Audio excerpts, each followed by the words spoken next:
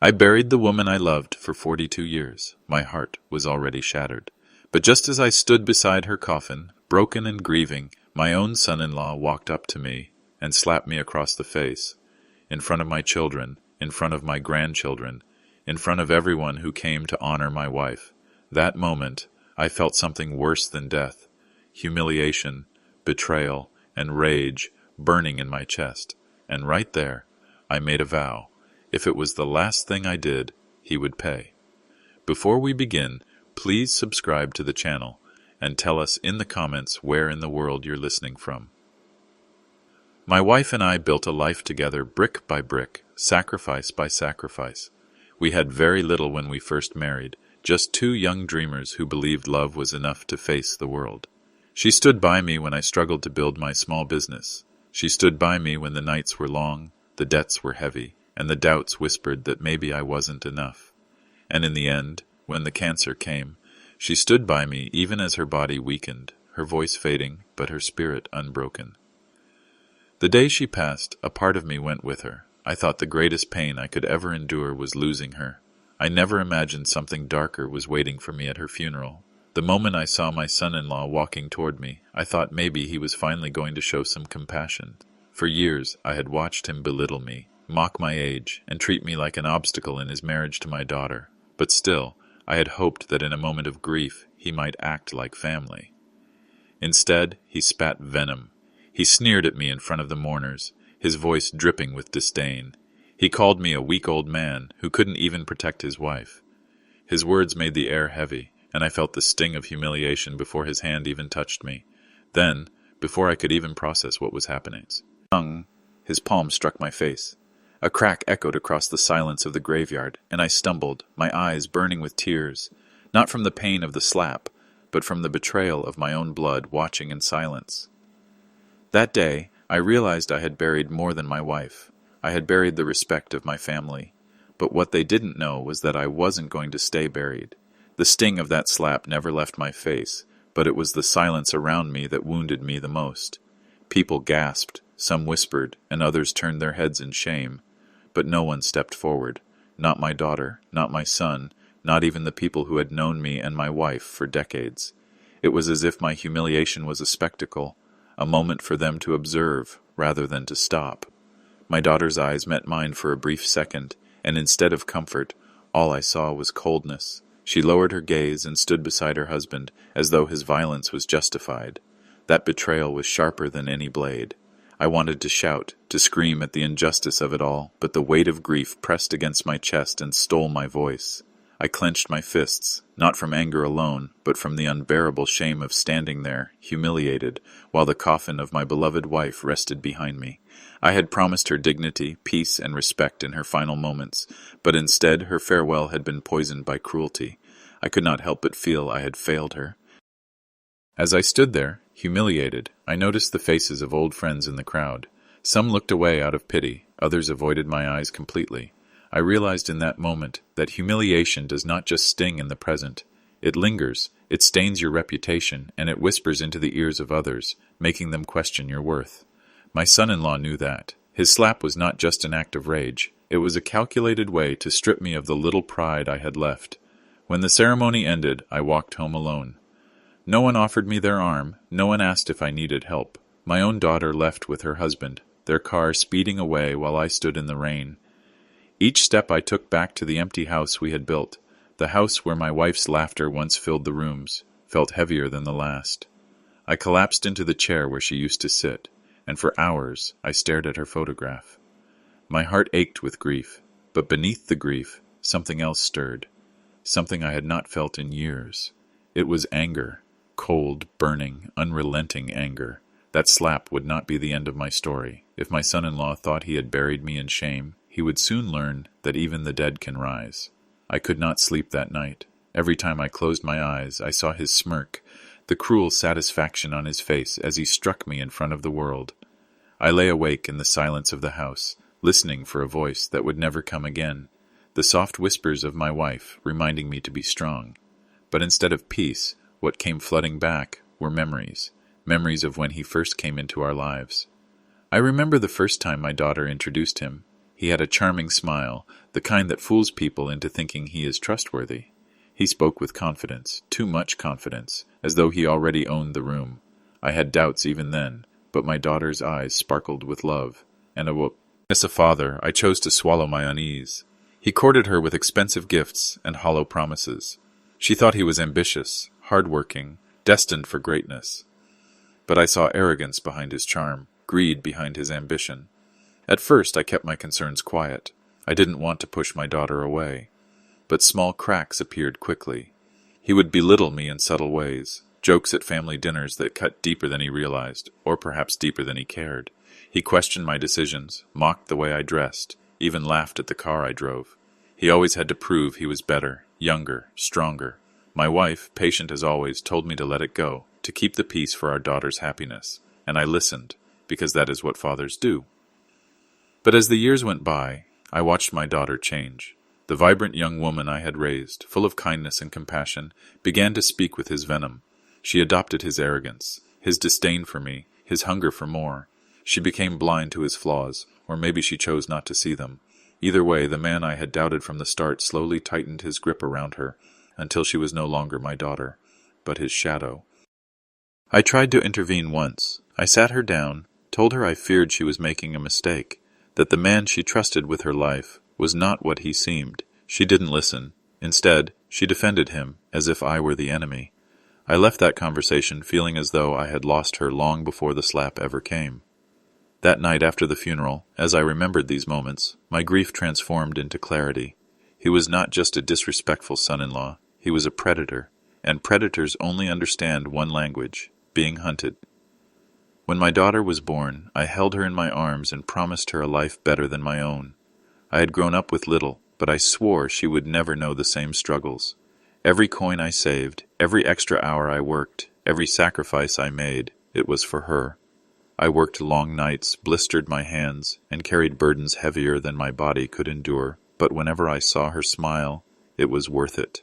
My wife and I often went without so that she could have the best education, the best clothes, the best opportunities. I remember the day I paid for her university tuition. I sold a piece of land that my father had left me, a piece I had planned to keep forever, just to make sure her future was secure. I remember her graduation day, how proud I was to see her walk across that stage, my eyes wet with tears. I thought all of those sacrifices had built a bridge between us, a bond that could never be broken. When she fell in love with him, I even gave her my blessing, though my heart was heavy with doubt. I poured my savings into her wedding. I wanted her day to be perfect, a memory she could hold forever. I gave gifts I could barely afford, and when they needed help with a down payment for their first home, I signed over money that I had been saving for my old age. My wife reminded me then that parents do not keep accounts of what they give to their children. She was right. I never wanted repayment, only gratitude, only love. But standing at the funeral, her silence spoke louder than any words. She chose him over me. She watched me be humiliated, struck, disgraced, and she stood still. The little girl I had carried on my shoulders, the one I had worked myself half to death for, did not lift a finger to defend me. In that moment, I realized that everything I had given, everything I had built, had been handed over to a man who despised me. The pain of losing my wife was unbearable, but this betrayal from my own blood was worse. I had not only lost my partner in life, but I had also lost the daughter I once knew. And yet, as my tears dried that night, I felt something else rising from the ashes of my heartbreak. I would not spend the rest of my days broken and cast aside. If they thought I was too weak to fight, they were about to learn just how wrong they were. Grief can swallow a man whole, but anger can sharpen him into something unbreakable. After nights of sleepless silence, I knew I had to do something. My wife's photograph sat on the table beside me, her smile frozen in time, and I spoke to her in whispers. "They think I am finished," I told her, "but I will show them I am not. I will make him pay for what he did to you, and to me." It was in those late hours, alone with my thoughts and my rage, that my plan began to take shape. I started small, asking questions, reaching out to people I had not spoken to in years. Old friends from my working days, men and women who still respected me, men who remembered the favors I had done for them. Quietly, carefully, I began to piece together the truth about my son-in-law. It didn't take long before the cracks began to appear. They told me about his arrogance at business meetings, how he bragged about deals that didn't quite add up. They told me about his habit of borrowing money, always promising repayment, but somehow always avoiding it.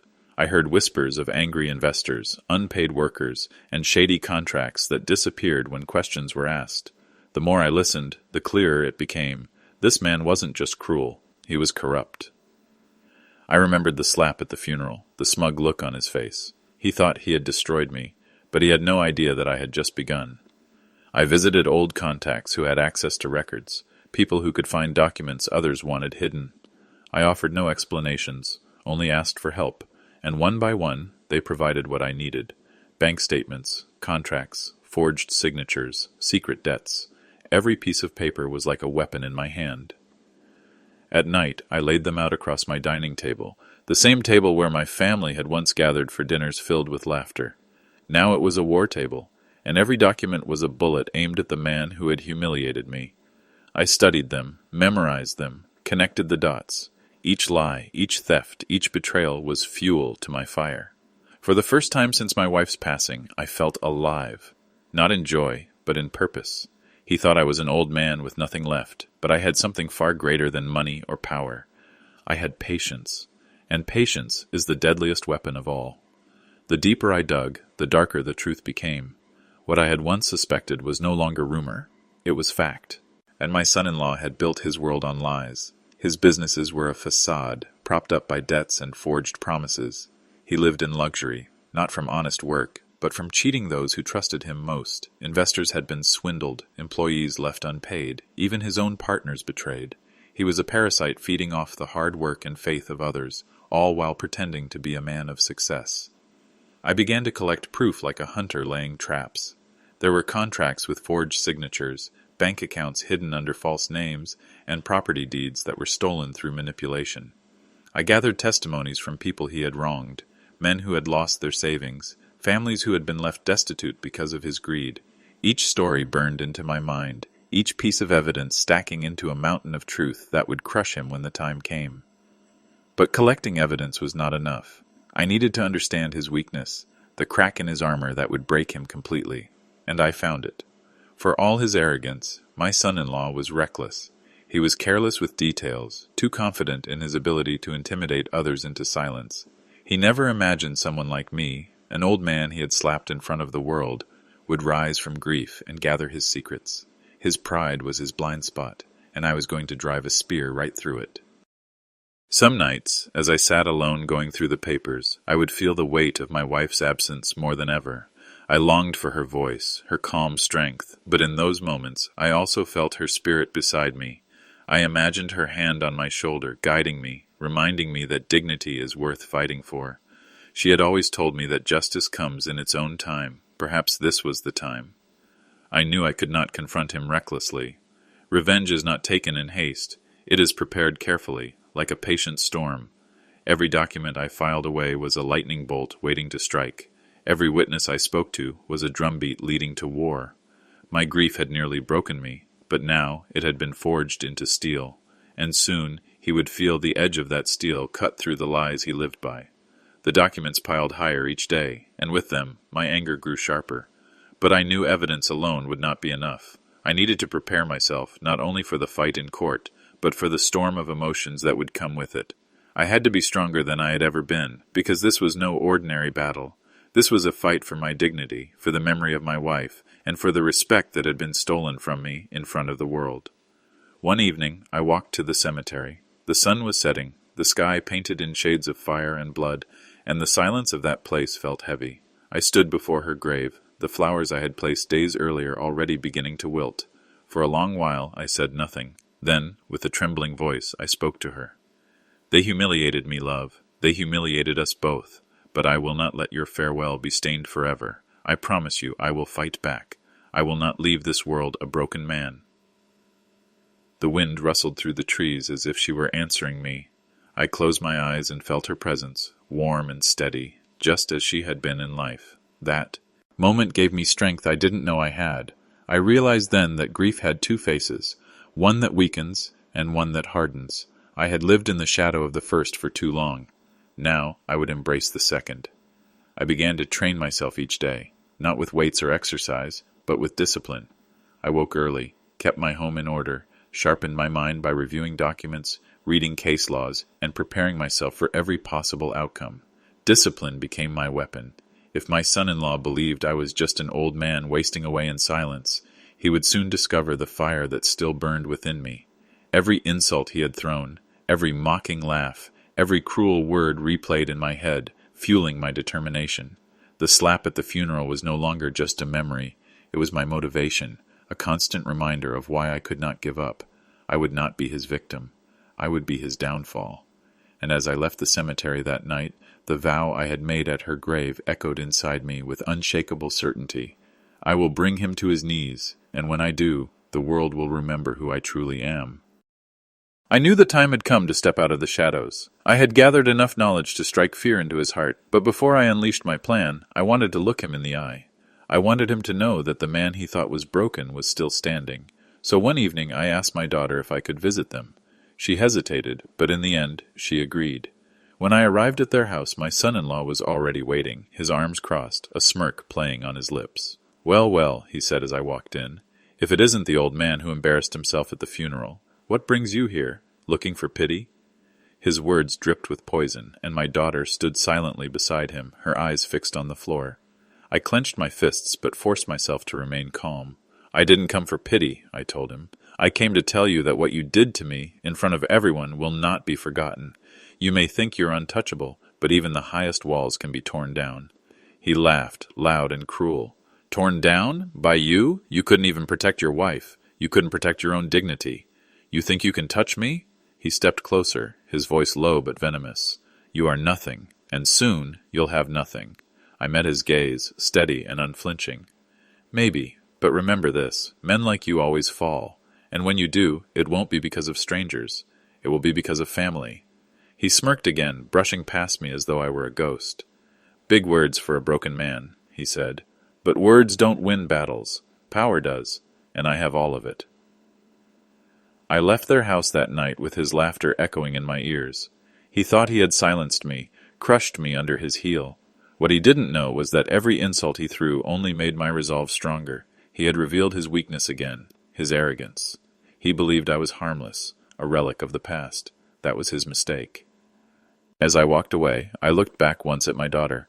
Her eyes flickered with something, regret, perhaps, or shame, but she said nothing. That silence hurt, but it also reminded me of the truth. I was alone in this fight, and because of that, I would fight without mercy. After that meeting, I knew talking to him was useless. He would never respect me, never see me as anything but a weak old man. That was fine. I didn't need his respect. I needed his downfall. And so I began the next stage of my plan. Quietly, without a word to anyone, I took the evidence I had collected and made an appointment with a lawyer. I remember walking into that office, the smell of leather and paper heavy in the air. The young man behind the desk looked at me curiously, probably expecting another simple case of inheritance or property disputes.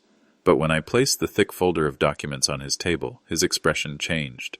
He flipped through the contracts, the forged signatures, the fraudulent accounts, and his brow furrowed deeper with every page.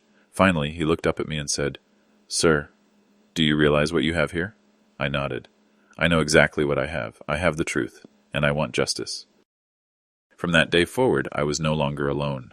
My lawyer explained the process, the risks, the time it would take, but I didn't care how long it took or how difficult it would be. Patience had always been my strength, and this was a battle I was willing to fight to the end. We began preparing the case, drafting affidavits and gathering official statements. One by one, the men and women my son-in-law had wronged stepped forward, eager to finally see him exposed. Their voices became my chorus, and their pain fueled my determination. But I kept everything hidden from my daughter. I wanted her to hear about it in the courtroom, in front of strangers, where the truth could not be denied. It pained me to keep her in the dark, but I knew she would never side with me willingly. She was too entangled in his lies, too blinded by loyalty to the man who had poisoned her heart. Each day I signed documents and sealed letters, my hand steady with purpose. I no longer felt like a man waiting for death. I felt like a soldier preparing for war. The law would be my weapon, and the truth would be my shield. And as I walked out of the courthouse after filing the case, I looked up at the sky and whispered to my wife, "It has begun. He will face the justice he deserves." The first day in court felt like stepping into another world. The walls were tall, the air cold, and the silence heavy. I sat quietly with my lawyer, papers stacked in front of us like weapons waiting to be drawn. My heart pounded, not from fear, but from anticipation. For weeks I had prepared for this moment, and now it was here. The doors opened, and in walked my son-in-law, his head held high, his suit pressed to perfection, his smirk firmly in place. He scanned the room until his eyes landed on me. He laughed, not aloud, but with that cruel twist of his lips that said, "You don't stand a chance." My daughter followed it. Her face pale, her eyes refusing to meet mine. She walked beside him as though she belonged to his shadow, not to me. I swallowed the ache in my throat and looked away. This was not about her anymore. This was about him and the justice he thought he could escape. The judge entered, and the trial began. His lawyer was smooth, confident, and smug, much like the man he defended. They tried to dismiss the case outright, claiming it was nonsense, the desperate attempt of a bitter old man seeking revenge. Their arrogance filled the room, their voices rising with laughter and mockery. I sat silently, letting them talk, letting them dig their own graves with every careless word. When my lawyer finally stood, his tone was calm, his words sharp as a blade. He laid out the first pieces of evidence: fraudulent contracts, bank transfers that didn't add up, testimonies from men who had been robbed of their savings. The laughter on the other side faltered for a moment, just a flicker, but I saw it. My son-in-law shifted in his seat, his jaw tightening. Still, he smirked, leaning back in his chair as though nothing could touch him. He whispered something to my daughter, and she nodded, though I could see the doubt in her eyes. He believed the case was a joke, a weak attempt that would collapse under the weight of his lies. But I knew better. I had spent weeks preparing every detail, every piece of evidence, every word that would be spoken in that courtroom. This was not desperation, this was strategy, and while he laughed at me, he could not see the trap tightening around him, one string at a time. I kept my gaze steady, never flinching, never breaking. Let him laugh now. Soon the laughter would be mine. The second week of hearings changed everything. At first the court had been filled with laughter and arrogance from his side. But as the days went by, the cracks began to appear. My lawyer presented witness after witness, men and women who had once trusted my son-in-law with their money, their businesses, their dreams. Each one stood before the judge and told the same story. Promises made, fortunes lost, lies whispered behind handshakes. One man, an elderly shop owner, broke down in tears as he explained how he had mortgaged his home to invest in one of my son-in-law's schemes. "He told me it was safe," the man sobbed. "He looked me in the eye and said I could trust him. Now I have nothing." His voice filled the courtroom, and for the first time I saw the judge's face harden with anger. My son-in-law shifted in his seat, his smirk faltering for a moment. He whispered furiously to his lawyer, who tried to object, tried to twist the words, but the testimonies kept piling up. Each story was another stone laid upon his shoulders, and I could see the weight beginning to press down. Then came the documents.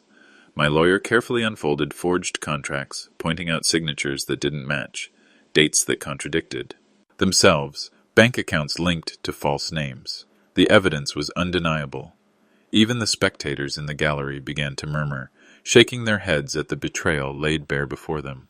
Through it all, I sat quietly, watching him squirm. My heart pounded with every revelation, not from fear this time, but from satisfaction. For months, I had carried humiliation in silence. Now, with every word spoken, that humiliation was being stripped away. My daughter sat beside him, her face pale, her hands clenched in her lap. I watched her eyes as the truth unfolded, and I saw something I had not seen in years: doubt. She no longer looked at him with admiration. She looked at him with fear, and though it broke my heart that she had to see it this way, I knew it was the only path left for her. By the end of that day, my son-in-law no longer leaned back in his chair with arrogance. He sat stiff, his jaw tight, his eyes darting nervously across the room. He was beginning to realize the truth. This was not the desperate act of a broken old man. This was justice, and it was coming for him faster than he could run. The courtroom had grown tense. The laughter and arrogance that once filled the air were gone, replaced with nervous whispers and shifting eyes. My son-in-law sat straighter than ever, his smirk barely holding as though glued to his face, but I could see the fear behind his eyes. He thought he had seen the worst of it. He was wrong. That morning, I walked into court carrying a folder thicker than all the rest. Inside was the single piece of evidence I had kept hidden until the perfect moment. It was the final nail in the coffin, the strike that would shatter his pride once and for all. My lawyer glanced at me, and I nodded. It was time. The judge called for the next round of evidence, and my lawyer rose. Calmly, deliberately, he pulled out the folder and laid it before the court. "Your Honor," he said, "what you are about to see is not just proof of fraud. It is proof of deliberate, calculated deception that spans years." Inside were records from a secret account, hidden overseas, tied directly to my son-in-law's name. The transactions showed money siphoned from investors, payments made under false companies, and even bribes disguised as business expenses. It was all there, black and white, undeniable. The courtroom gasped as page after page was displayed, the numbers speaking louder than any words ever could. My son-in-law's lawyer tried to object, tried to twist the facts, but the judge silenced him with a wave of the hand. "These documents are clear," the judge said.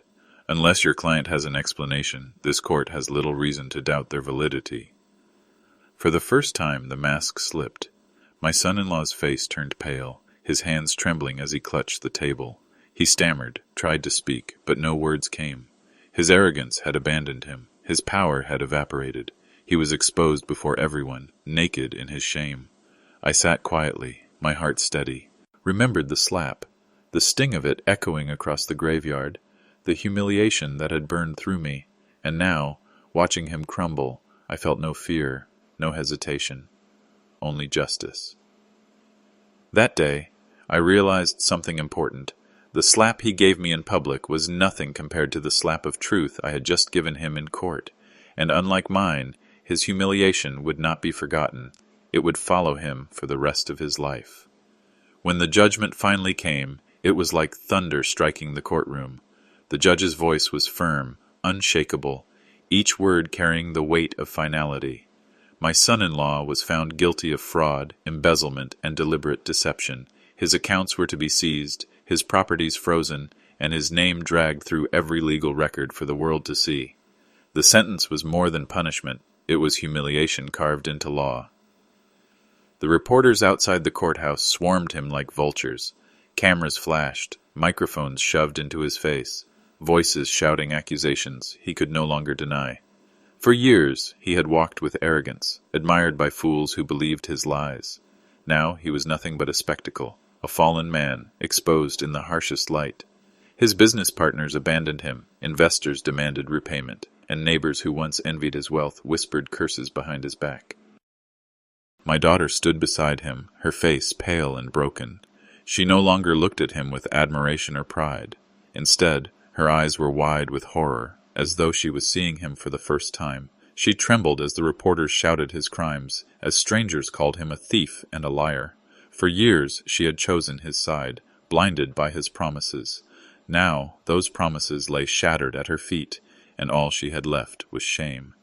He tried to grab her hand, tried to pull her along as if she were still chained to his shadow, but she pulled away. I saw it, that moment of separation. She looked at me across the crowd, her lips trembling, tears streaming down her face. I did not smile, nor did I reach for her. The wound she left in me was too deep, and though she might have seen the truth now, it did not erase the silence she gave me on the day of my greatest humiliation. As for him, his fall was swift. Friends disappeared, his wealth crumbled, his empire, built on lies, collapsed into dust. He had thought he could slap me, spit on me, and walk away victorious. Instead, he became the example of what happens when arrogance meets truth. And I walked out of that courthouse with my head high. I was no longer the broken man he mocked at the funeral. I was the man who rose from the ashes, who fought back when everyone thought I was finished. His slap had been meant to bury me, but it had only awakened something stronger. The courthouse victory was mine, but I did not celebrate with loud cheers or raised fists. No, I carried my triumph in silence, the way a man carries the memory of a long, hard battle. The world had seen him fall, but my victory was never about the world. It was about me. It was about reclaiming the dignity he tried to steal from me on the day I buried my wife. A week later, I returned to the cemetery. The air was quiet, the grass damp from the morning dew. Walked slowly to her grave, carrying fresh flowers in my hand. I placed them gently on the stone and stood there, my eyes tracing the name carved into it. For a long moment I said nothing. Then I whispered, "I kept my promise. They thought they could break me, but I stood tall. I fought back, for you, and for me." The wind blew softly, and I felt a peace I had not known in months. I was not the same man who had stumbled away from her funeral, humiliated and broken. I was stronger now. My heart still ached for her, but it no longer ached from shame. Justice had been served, and my wife's memory had been honored. As I turned to leave, I realized something important. Revenge had not erased my pain, but it had given me back something far greater: my pride, my voice, my place in the world. And that was enough. To anyone listening to my story, remember this: betrayal cuts deep, but dignity can be restored. Never let anyone steal your worth, no matter how cruel, no matter how close. Stand tall, even when the world believes you are finished. Before we end, please subscribe to the channel and tell us in the comments where in the world you're listening from. Your support keeps these stories alive, and together we ensure that every betrayal finds its justice.